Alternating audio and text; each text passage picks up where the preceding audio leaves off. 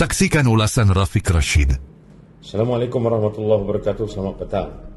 Hari ini di Sabah, dalam kempen PRN Sabah yang ke-17, Datuk Seri Anwar Ibrahim telah dengan jelas sekali menyatakan bahawa kita kena tolak pimpinan yang tindas rakyat, tindas golongan miskin.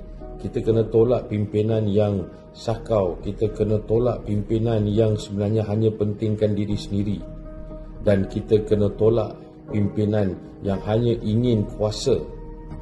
Tetapi isunya sekarang, yang sekarang menjadi terpalit dalam kontroversi, berkaitan dengan rasuah, berkaitan dengan minta wang, berkaitan dengan pound sterling, berkaitan dengan sud mahal, berkaitan dengan renovasi rumah, dan juga yang ada sekarang ini yang mendapat pelbagai projek dan membeli saham usahawan muda yang paling berjaya di Malaysia, semuanya terkait dengan Datuk Seri Anwar Ibrahim.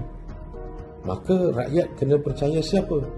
Rakyat kena percaya pada Anwar, atau rakyat kena percaya sebenarnya kepada bukti dan keterangan yang jelas dan sebenarnya tidak kabur di hadapan mata rakyat?